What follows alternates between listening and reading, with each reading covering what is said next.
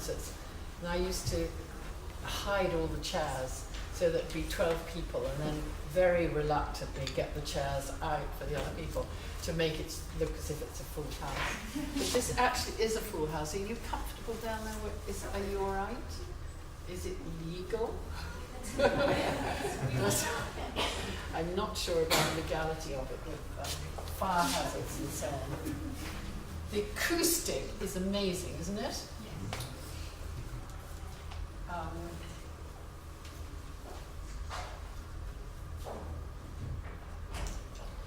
Basically, everything I have to say is good news. It's good news followed by more good news. But you've already had some good news.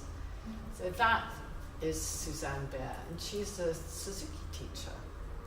You know, she plays the cello really well. So in the old days, in my days, if you played the cello that well, you absolutely wouldn't have been a teacher at all. If you could play the cello, you were a player. And if you couldn't, you taught. And that's actually how it was limited at the Royal College of Music when I was there.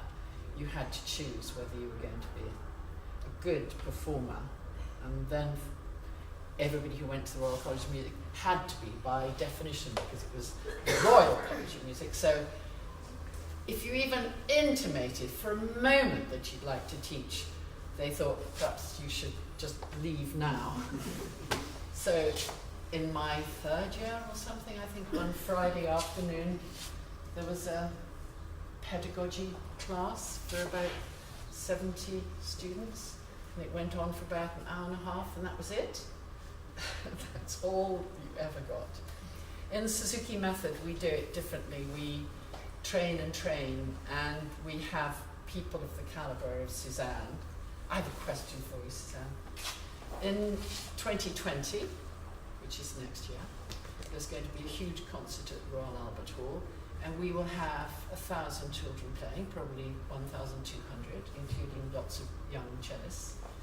And we will have a small orchestra, a little like a chamber orchestra of very, very fine teacher players. So, would you play in the orchestra, please? Good. That's a deal.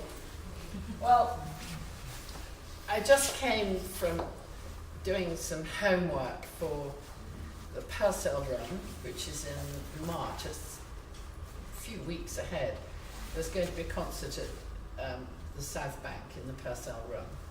And there are a few of us have been asked to listen to the tape recording, the videotape, so not just listen, but look at videotapes from all over Britain. People have been sending in audition tapes.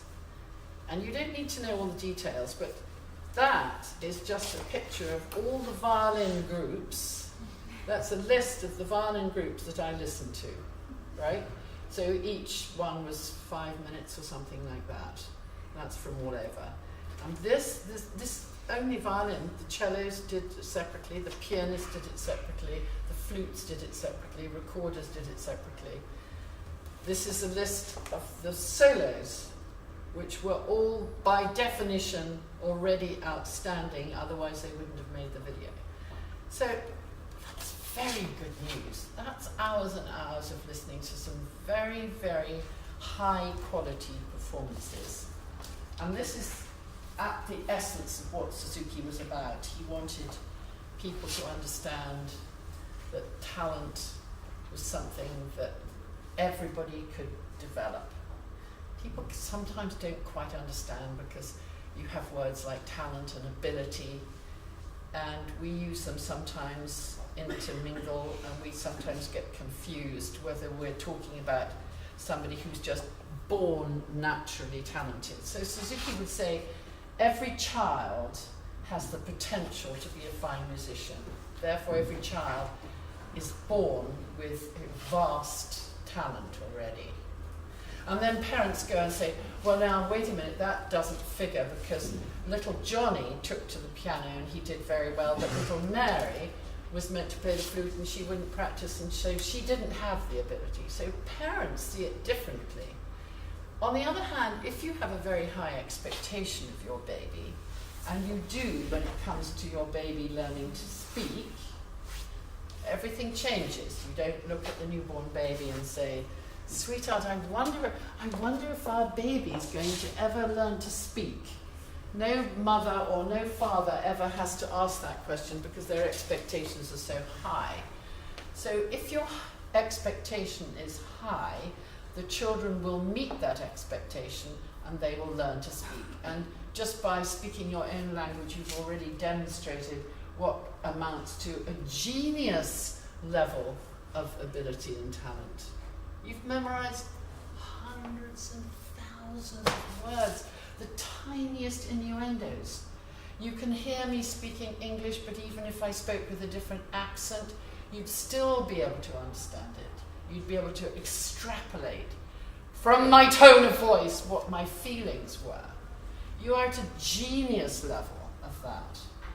But of course, because all children learn to speak, because all children can speak, we do take that for granted.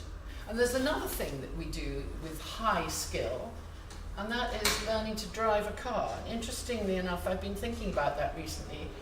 Again, if you can drive a car, you've already reached genius level of expertise on multitasking. You can actually use your feet, you can use your hands, you've learned which part of the brain to put them in, you've learned how to transfer these actions into the automatic part of the brain, which is back here, leaving this part free, we hope, to cope with the traffic, right? That's the part that is the cortical activity up there that reasons, distances, visual, and so on. And it's interestingly enough, lots of people don't pass their tests first time. But just think, if somebody comes up to you and says, I took my test, I didn't pass it, what would be your response? Most likely something like, oh, don't worry about it, lots of people don't pass first time. Or I didn't pass first time, just have another go, give yourself a bit more try, practice a bit harder, and it'll be okay. You don't ever say, at least I've never heard it, you don't tend to say, oh, bad luck, that means you're a real failure, you'll never be able to drive. You see, your expectation is so high that you will be able to drive. And you're born and bred in London, the ones that are, into that expectation. So our expectations need to rise. And if it comes to music, we have to think to ourselves, first of all, why do we have high expectations of music? And I brought with me a whole pile, one of my favourite dossiers, which is all about the power of music and what it does. Music is a mystery. It is unique to the human race. No other species produces elaborate sound for no particular reason. It has been and remains part of every known civilization in Earth. That's a very interesting fact. Every single civilization that we've ever discovered has used the power of music, not just dabbled in it, but it's been absolutely current in their culture. Music engages people's attention more comprehensively than almost anything else. Scans show when people listen to music, virtually every area of their brain becomes active. It's ingrained, auditory, cognitive, motor functions. We have a musical instinct as much as a language instinct, and we could not rid ourselves of it if we tried. That's very interesting. You can't help being musical. If you can speak your own language, you're already highly, highly gifted musicians. And you cannot get rid of it. It's an instinct that's so strong in you. These are little cuttings that I've been collecting over the last few years. Teaching music, Mozart, Beethoven, to children as young as 3 can improve their academic performance. New research has revealed, scientists have proved that children who practice for as little as 10 minutes a day. Don't listen to that, we like a little bit more than that. We're going for a bit more, but 10 minutes a day on the piano score dramatically higher results in intelligence tests. I think you probably know these statistics, but it's worth just seeing the quantity and the fascination that people have, because they find these findings. We've done a test, we found the people here have had music lessons, they all do better in maths. The people over there have had music lessons and they do better in languages. And we come to that conclusion, but we still don't know why. We just don't know why. We can't think why, and stupid people who can't think why, like politicians, say, let's axe music, because we know that it sounds good, but we don't actually know why. It's not scientifically proved enough for me to see what the results are. Piano players, parents who make their children practice the piano may be helping them with more than just musical skills. A study of 70 pensioners has shown those who learned a musical instrument performed better in intelligence tests than those who'd never learned one. You're not even pensioners yet, but if you learn violin or cello or piano, you're going to do well. I mean, it is extraordinary. Practicing violin, playing violin, cello or guitar makes part of the human brain bigger. In a research, it's discovered that stringed instruments, the people who've studied them, have enlarged brains in the areas that correspond to the nerves of the left-hand fingers. String players, for stroke victims, the study holds promise of recovery movement in nerve-damaged limbs. So if any of you want stroke protection, then learn the violin, cello or piano. These things are true.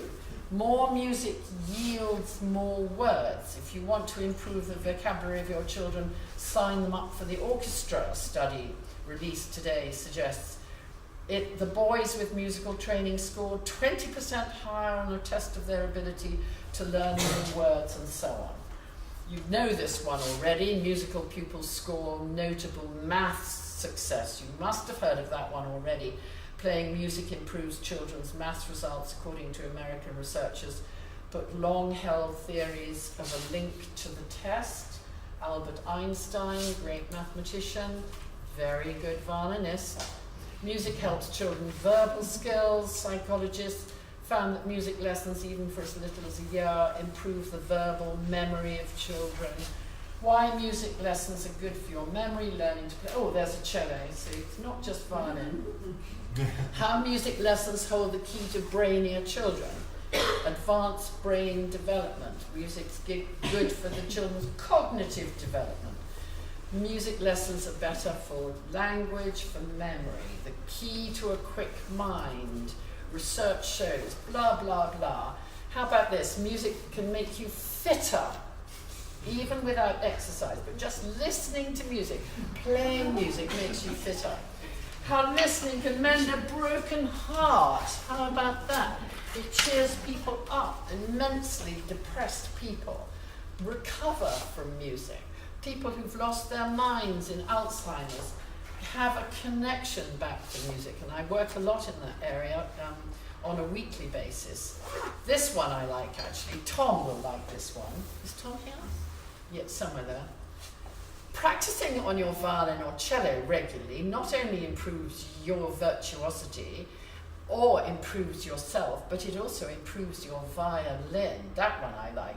Researchers at the South Bank University, it enhances the tone, and that's absolutely true. As you know, you don't have a Stradivarius and just leave it in a box. You actually have to play it, and it's something to do, Tom will know more than me, but it's something to do with the moisture in the wood. It has to be squeezed out every now and again through the vibrations, so you don't just leave it to dry out, and you always working with your violin or your cello or piano. So it's good news for those of you that got instruments, who've got children who play, because a £1,000 instrument in a few years' time will be worth £2,000.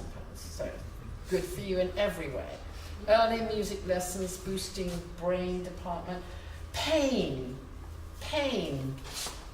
When drugs don't work, music can be the perfect tune-up for your health. It might sound far-fetched, but listening to Bach can ease backache.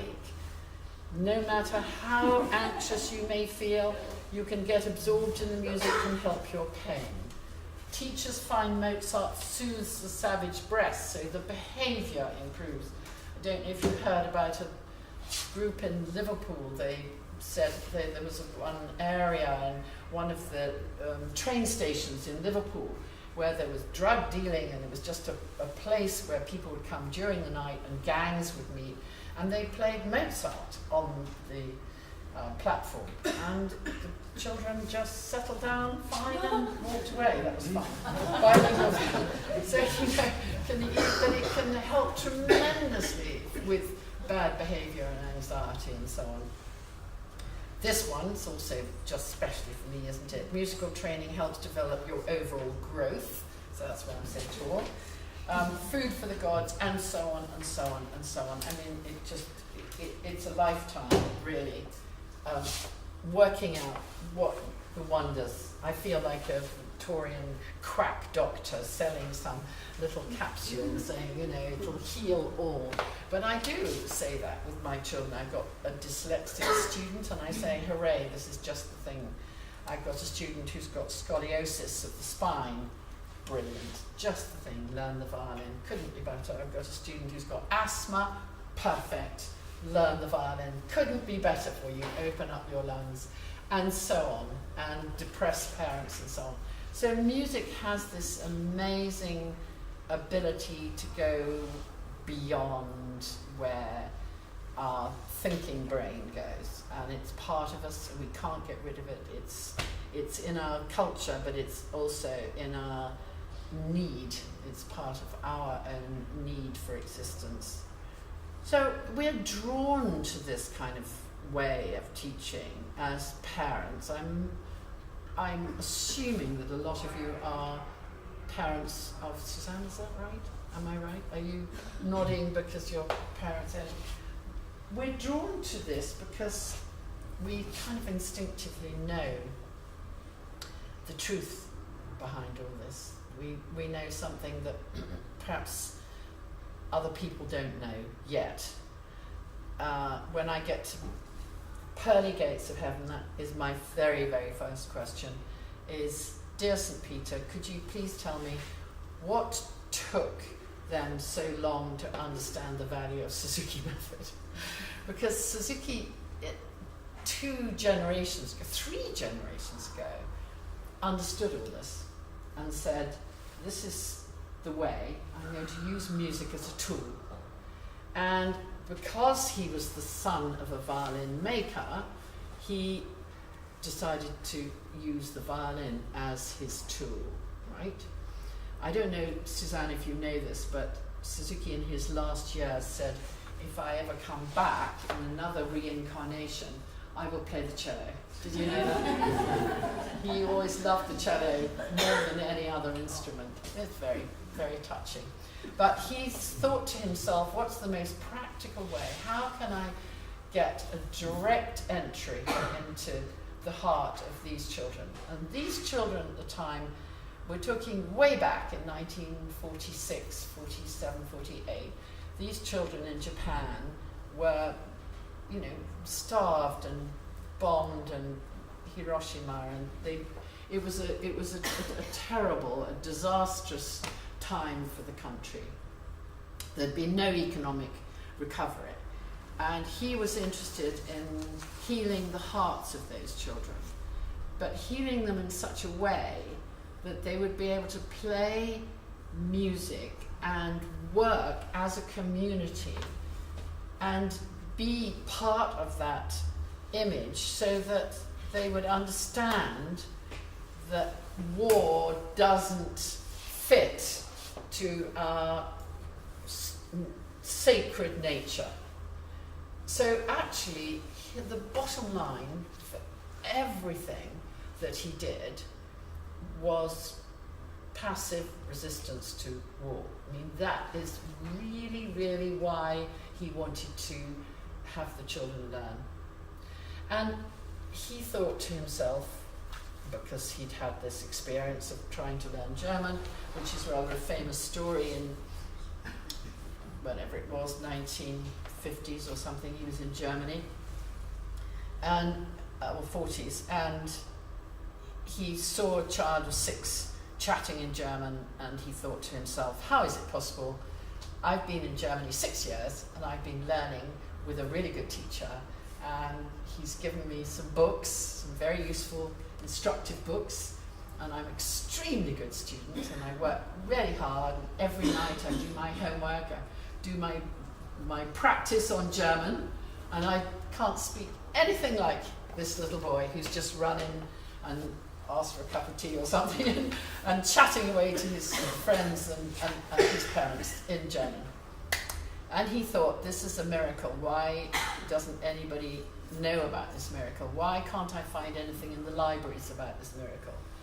And he was living with Einstein at the time. Very interesting combination. You know, one of the greatest thinkers of the 20th century, Albert Einstein, was also with another of the greatest thinkers of the 20th century, which is Suzuki. Because he was one of the greatest imaginative thinkers. I don't know if any of you watch television. I'm a huge TV addict, and I love all those documentaries. And recently there's been something on icons of the 20th century. If you've seen that, there's been the activists, and then there's been the, you know, the people, scientists, and then the artists, and so on.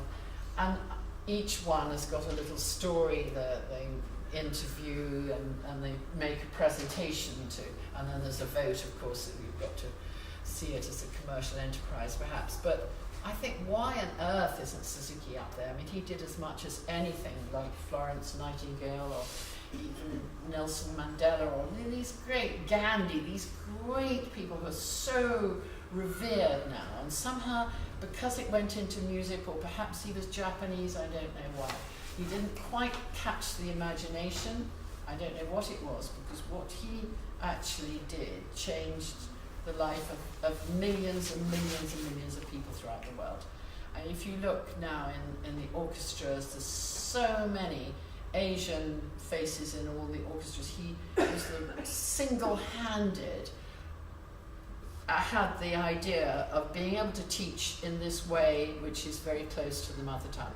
In fact, he never used the word Suzuki method, he called it the mother tongue method. And he said, if we all understand how we learn to speak our mother tongue, then we'd be a fantastic musician. We would have such a gift. And parents, it is interesting, isn't it? You never learn how to teach your child to speak. It's all to do with your innate understanding of high expectation. So even if he stumbles and and he's maybe even, 2, which is a bit late to speak, it doesn't worry you that much, because you simply know it's going to happen. You know he will finally learn to speak. So it doesn't matter what material Suzuki was given, he just knew every child had the ability to play the violin. And he had his father make these tiny little violins. There were no tiny violins in those days. I mean, there was no such thing. You got a few places, like round here, there was hills, and there was Griviers, and there was bears and withers, and these old shops right round here, and they would sometimes make a miniature little violin like this, but you couldn't play it. It was a beautiful little instrument, and they would hang it on the wall to demonstrate the craftsmanship, if you like, of the instrument maker. But there was nobody ever understood to make a tiny violin for a tiny child, because parents would say, I'm going to wait to see if my child is musical or not. And they would sit around and wait until the child was 6 or 7, and then make a decision about his or her musicianship, which is actually upside down. So he said, I need to capture the hearts of the parents. How am I to do that? So really what Suzuki did in Japan, and what we do now, is parent education. And the success of whole Suzuki method has been based on that. We capture the parents' imagination. We show them the power of music. We share with them the power of music. We share with them the power of love that they have for their child. Suzuki then has given us, Suzanne and me, if maybe there's another Suzuki violin teacher or cello, piano here. Yes, somebody over there. Yes, hello. Yes. Given us the skills, and it's taken hours and hours, I mean hundreds, thousands of hours for you to develop the skills, because we need to know exactly when to apply each little tiny bit of item to help that child. We don't just throw them an instrument and walk away. You know, I never forget being at Royal College of Music. I had a really bad experience altogether at Royal College of Music, and I'm now, it's so long ago that it's 2 generations later, I can now say, honest to God, I'm really glad, because now I know what really, really bad teaching is. When I went there on a scholarship because I was considered very musical or something like that at the age of 17. And within the first few lessons, I mean, I think actually the very first lesson was bad enough. My teacher went like this and went, oh my God, I don't know where to start with you. You're 17, you've just travelled up from where I used to live in Richmond, you know. And it just totally deflated me, like I could feel the energy just falling on the floor. And the saddest thing is, of course, I would never dare say to my mother or father, or my brothers or sisters, or even my friends, what happened. Because, of course, I totally believed him, that I was hopeless and didn't know where to start. And he said after about 2 months when I was there, he said to me, Gia, I don't know how on earth you got a scholarship to this place. Amazing, isn't it? Never told my mother, never told my father, never told my friends. Because, why not? I believed him. I believed him. You know, it's heartbreaking.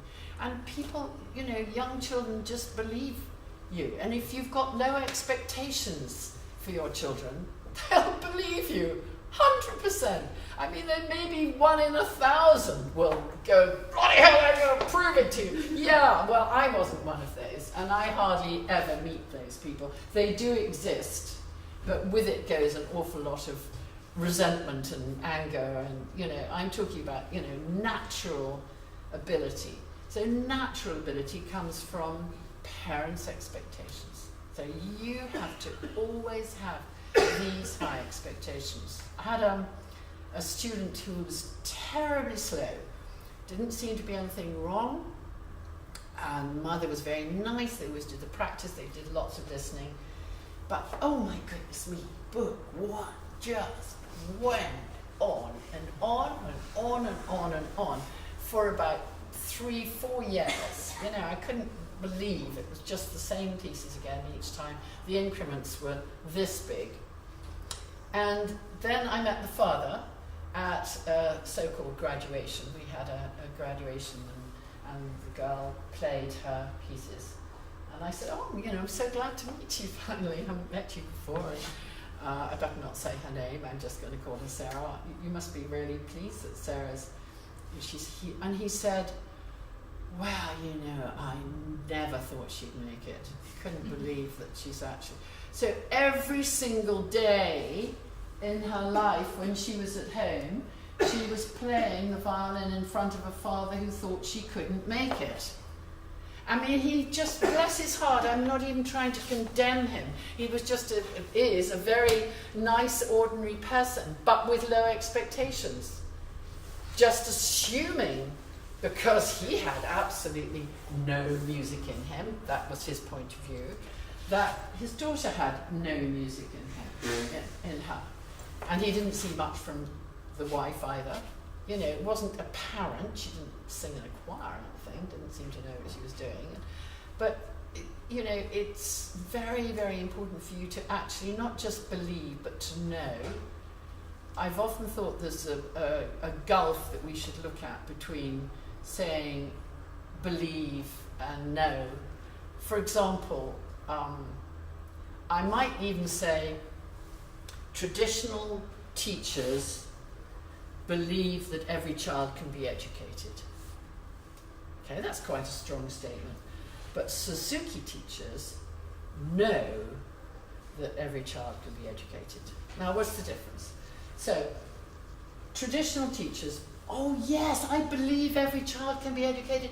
This one, I'm doing a good job. This one, well, that one actually has shown me that he or she really can't be educated. This is just not something that's possible. So that's what happens with a traditional teacher. They believe it until something happens. Something is demonstrated. Some lack of ability to sing, lack of ability to clap in time, lack of ability to be able to walk a straight line, lack of ability to vibrate, lack of ability, and then they think, well, you know, actually, you have to admit there are some people that just can't make it. Well, unfortunately for you parents, or Suzuki parents, the Suzuki teachers are not like that. We know. So we say, oh God, I know he's going to be musical. I know he's a musician. He's demonstrating lack of musicianship. But nonetheless, I'm going to find another way to get through to him and break it down into a smaller piece. If they can't play Maison with the right rhythm, bum, ba bum, bum, bum, it's a dotted rhythm for your information. It means perhaps that they're lacking in pulse. Maybe there's some imbalance of their feet.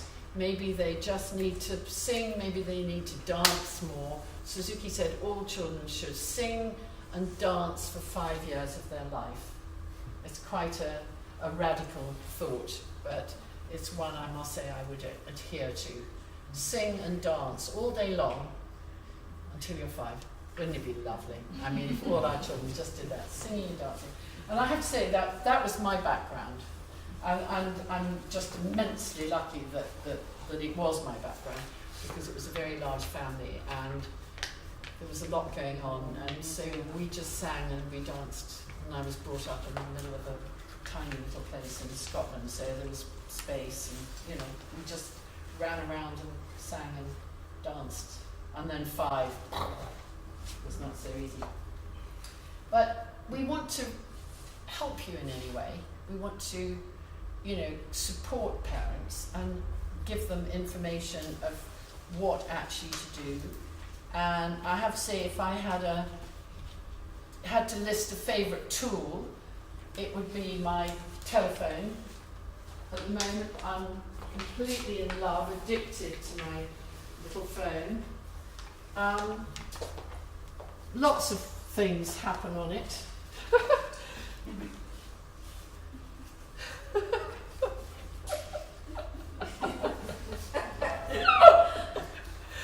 Hi Helen, are you okay? Are you lost? Susie.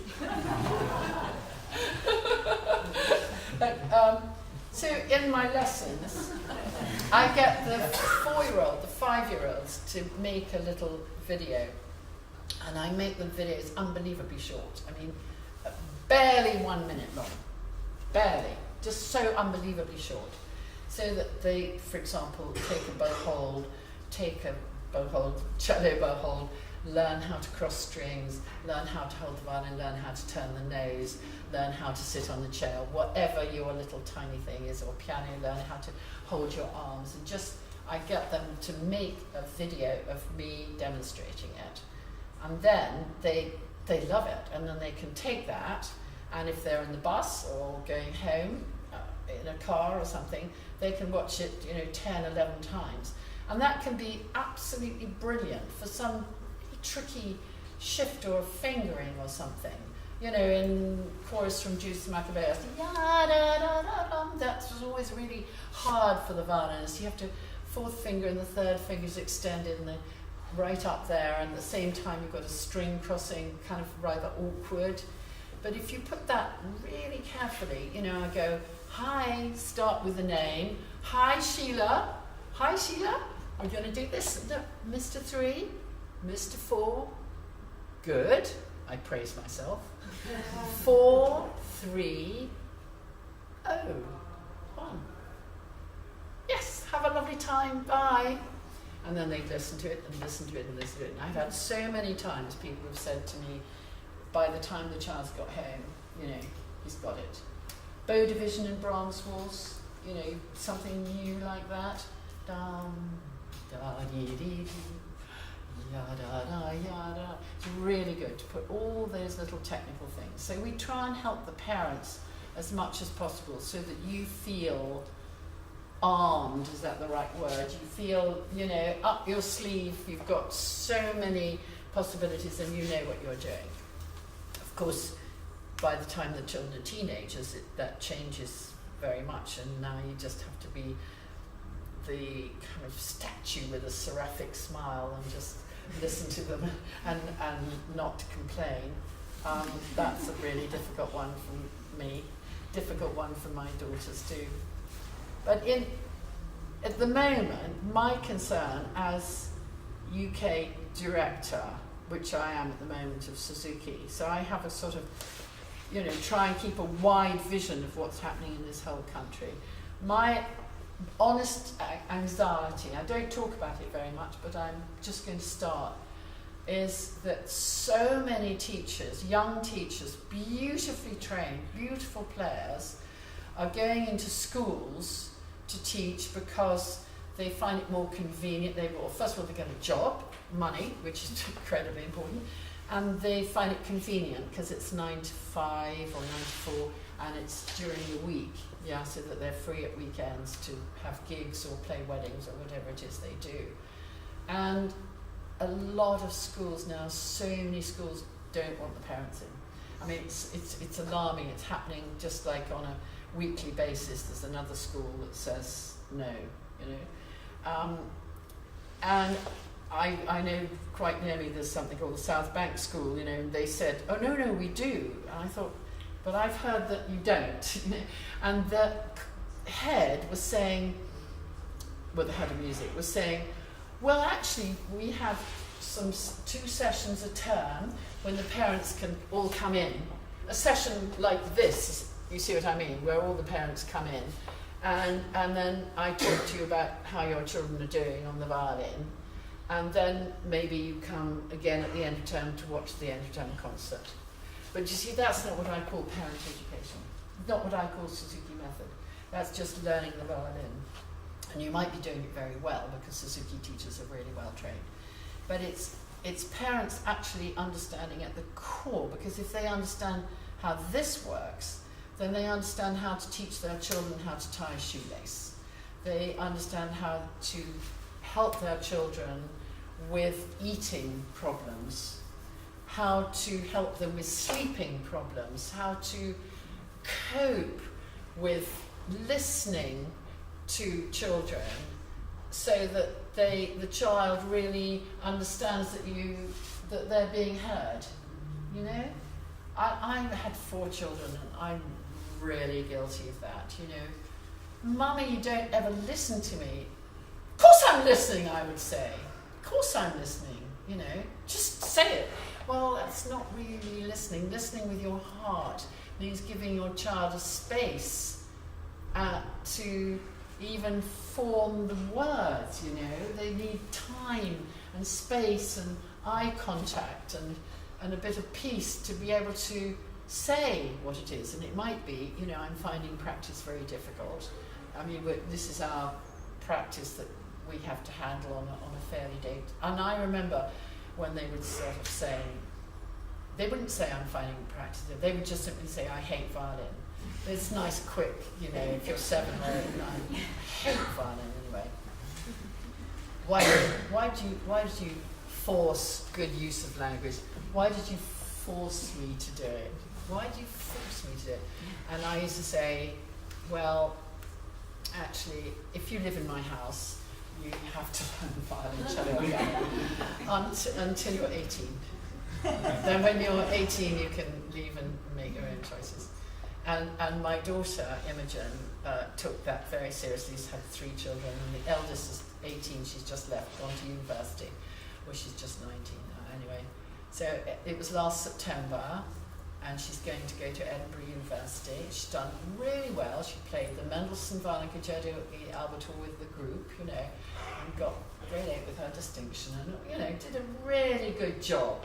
Very well done, Imogen, and Tim, the father, for bringing up such a well-rounded, educated girl. She wants to do English literature at the university, but, you know, very, very good musician. She comes up to me and says, I just want you to know, because I was her teacher, right? I just want you to know that I'm not going to take the violin to Edinburgh. And I was really surprised. I said, you know, you might find there's a wedding or funeral they want you to play, or, you know, oh, actually, in Scotland there's lots of fiddling. You know, you can. No, I'm just telling you. I'm 18, Grandma. I'm 18. I've done my 18 years, and I don't have to practice anymore, Grandma. All right, I don't have to. So fine. And then comes the day of departure, and her mother says, "Sweetie, your violin? You haven't got your violin." "I'm not taking it. I've discussed it with Helen already." So Imogen's absolutely distraught. This is my daughter. So the girl goes off to university, and Imogen goes, "Oh, Mum, all those years I can't bear it." And then she just gives it all up. I mean, you know, is that really what you wanted? You know, because I always told her she had to do it until she's 18. And I said, "Just you wait." Okay, within 10 days, she texted me and said, "Shall I play the Mendelssohn or the De Berriot for my audition?" I didn't even know she had an audition. So I said, "Well, De Berriot's short and sweet, why don't you do that?" And then she sent another text saying, "Wish me luck for my audition tomorrow." But then next thing, "I got into the university orchestra and first violin."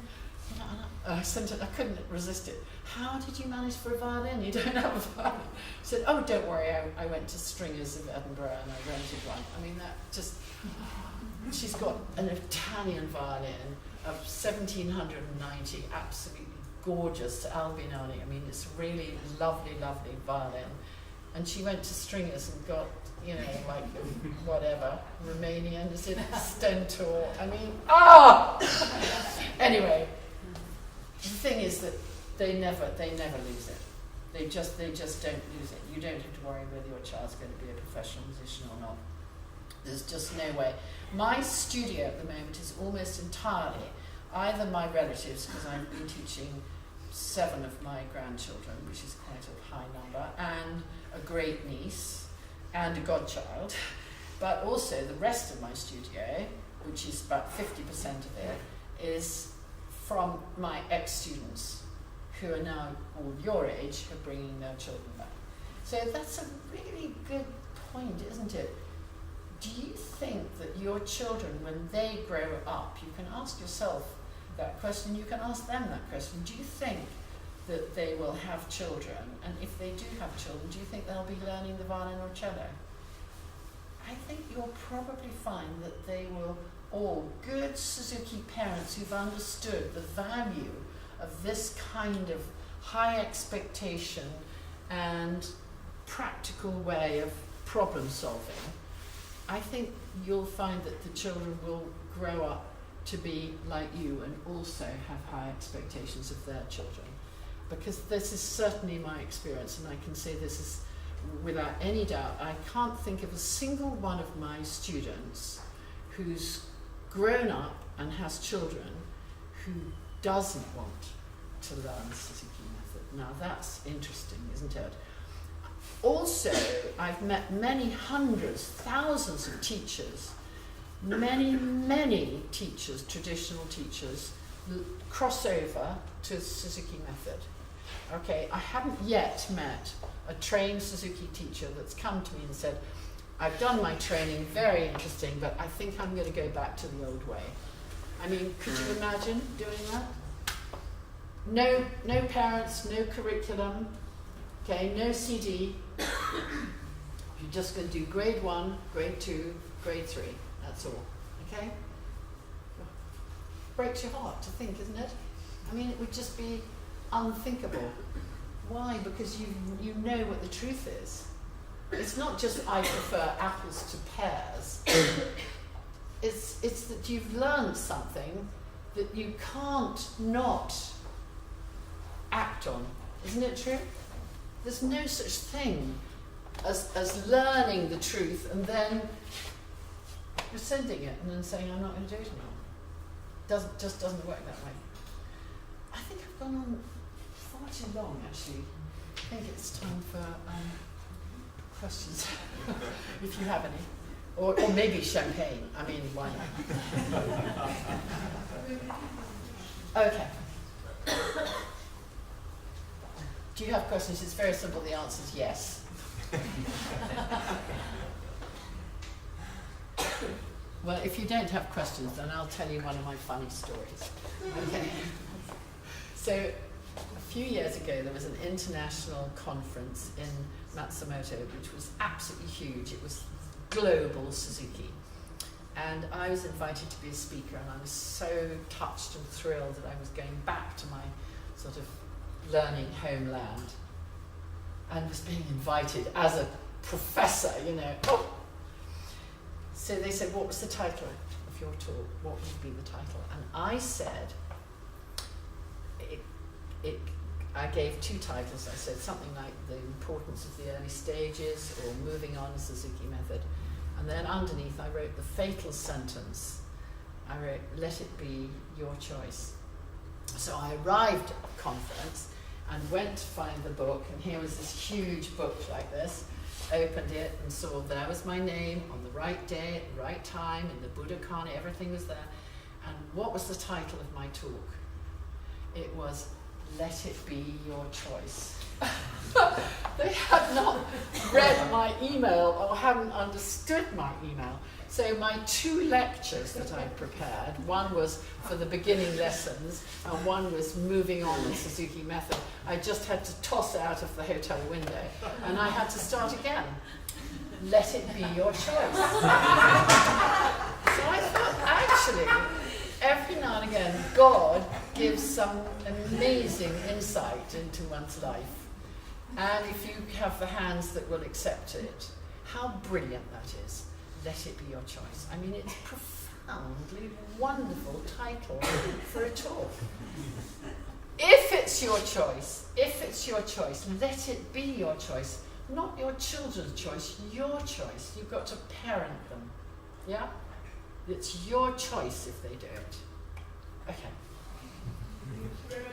Are you sure you don't have any questions with regards to practices? This is the moment.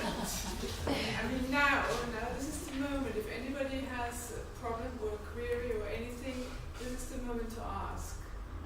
Because I think you do, you just don't dare say anything. Yes? Mary? Okay, I have a question. You were talking about 10 minutes not being enough. Yes. What sort of amount of time would you like to see, ideally, a child to spend, depending on their level? And I presume more, obviously, as they go along. Yeah, well, you know, Suzuki links all the cello lessons, all the violin lessons with language. So if your child is, you know, how old is your child, incidentally? 9. So how much time does he or she spend speaking English a day? Oh God, that's a good question. Yeah. And how much time does he or she spend listening to English a day? Mm-hmm. Yeah? Mm-hmm. So he wanted the students to listen to as long as they listened to their own language and play as long as they spoke. So basically it comes to 1 hour or 2 hours or something. I mean, you're proper talking. Yeah? Mm-hmm. Be interesting. So it's your choice.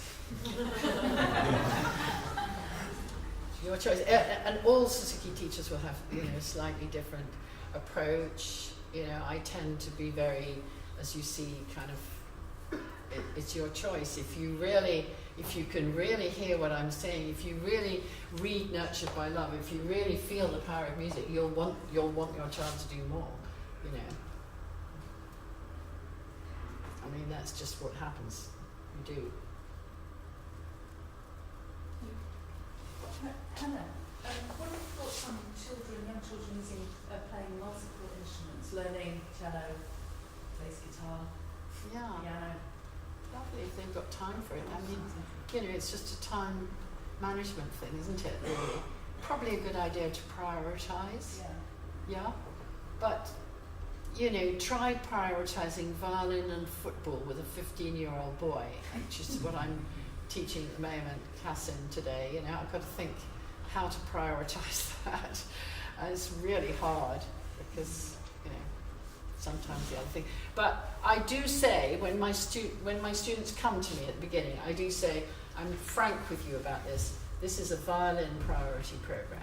So if they want to learn the piano, they have to do it, as it were, through me. They have to check with me, or if they're learning the cello, they have to check with me whether it's appropriate. And I do have some rules to help myself as much as anything, that I reckon they should have done a full book really well before they start another instrument. I mean, that's just a rule of thumb. I mean, it's not a rule really. It's just it's my own way. You know, I put signs up on the wall saying, "Don't take problems into book 2."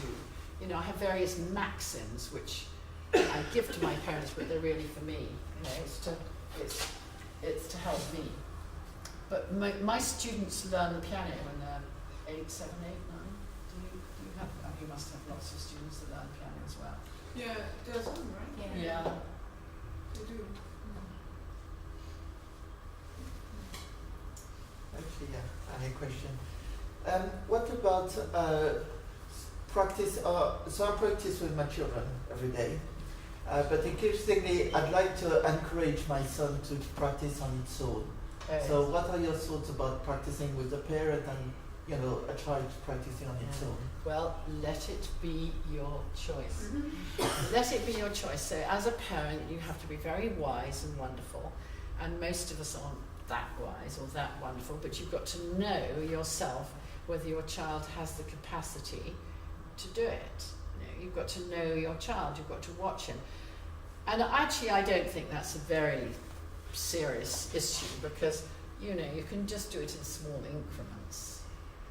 You know, just say, I'm quite busy, could you play? Or even I've seen this done in Japan. The parent has been asked, I don't do it, but the parent's been asked to make a physical difference. So if I'm the parent and you're the child, so now practice. Do you see, it's different from usual when you're starting it. I'm right there with you, and I'm checking on every single thing with you, and I'm metaphorically and physically breathing down your neck, yes? And there comes a time, I mean, some children love that, and they become addicted to it, and you have to release them. Some children can't stand that, and they also have to learn there's a place for it. But there's also a place for, now, please play me Go to Aunt Brady, and I'm here. You know, and then I could say, please play it, Go to Aunt Brady, and I'm on my computer. You know, it's case by case, day by day, really. But that's not a big issue. You'll find very soon there'll be a kind of natural separation. Just happens. Okay. From, let's say, book 6, 7 onwards. Yeah. How much would you be for pro chamber music? Yes, of course. And then slightly instead, or on top of the group, or how? Yeah, that's interesting. I think that that question about chamber music will really depend on the personal love of the teacher. I absolutely love chamber music, and I played for 20 years in Meridian String Quartet, so I've got a huge desire. I mean, I feel completely and utterly at home in that genre. And when I was growing up, we had a cool string quartet in the family. So, you know, to me, it's like going home, playing chamber music. But if a teacher, for whatever reason, hasn't got that background, they won't have that same impact on the child. So the child will take on some of the flavour of the teacher. And Suzuki wanted that to happen. He wanted us to have our own independence and as teachers. And you know, if you're a great fiddler, please get all your children to do fiddling. I remember him talking to Sven Sjögren about that in Sweden. Said he's, you know, make sure all your students play the fiddle like that. He didn't say that to me. He said to me, make sure all your students play scales. Isn't it interesting? But you see, and then he would say, probably to Suzanne, make sure all your students play chamber music. Do you see what I mean? So it's not a rule. If you feel at home in the chamber music genre, that's your job. But I mean, would you say it's okay to partly at least replace the group, or it has to be? Oh, absolutely. In the group, yes. With the group lesson, yes. So you cover individual lesson doesn't change, yeah. But then the group But lesson. then Yes, you I do that. Instead Yeah. of the I've done it already. This right now. Okay. Yeah. My Gold group has disbanded and it's become a chamber music group. And if parents say, I don't really want to do chamber music, I just want to do the group. She's really giving me tricky ones. Again, you know, I'm going to tell you that I always put things back on the parents. You know, I hear them. I want my child to do the group. Then you must listen to the parent. The parent is, you know, our boss. The parent pays the money, and you have to believe. You have to really know that the parent knows what they're talking about. If you're not sure the parent knows what they're talking about, then it's up to you to educate them, to show them the value of whatever chamber music. But it's probably because they don't value it. That's most likely. They don't value chamber music. You do, and they don't. Right. So, you know, that's a delicate area where you either you encourage them, your parents, to value it like you do, or, you know, to be honest with you, you can say, this is what I do. I'm Suzanne Bear, and by the time you're 13, I don't do groups anymore, I do chamber music. And put that in, you know, on your statement, your vision. And there's nothing wrong with that. I, for example, use the associated board. So I tell you, when you come for your lightly row lessons, you don't even know what I'm talking about, but I give you a piece of paper that says, by and by, around book 4, and you're thinking book 4, it'll never happen. Book 4, I'm going to be doing grade 3, grade 5, grade 7, grade 8. Those are the only 4 I do. And I'm telling you now, so you would say, and we do chamber music. Do you understand what I'm saying? Yeah. You can just be clear about it, honestly. The philosophy is there, that's the most important thing. Good. Excuse me, can I have a little bit about these groups? I know that they are a very important part of the Suzuki method, and yet there are some teachers that have students that only do the one-to-one lesson.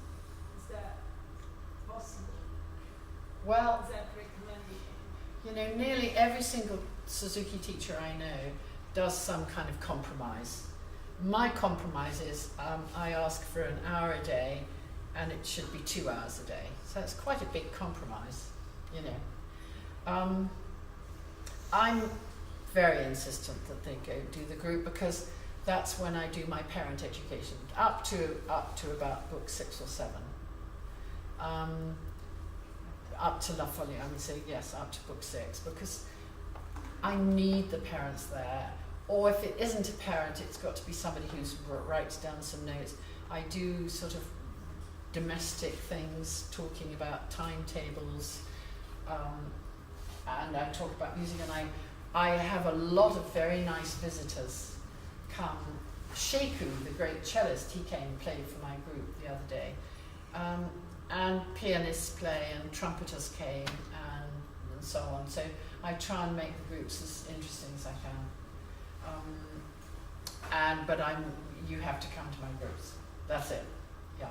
Then book 6, it's another like that. And if your teacher doesn't do groups, then you find another teacher who does. Okay.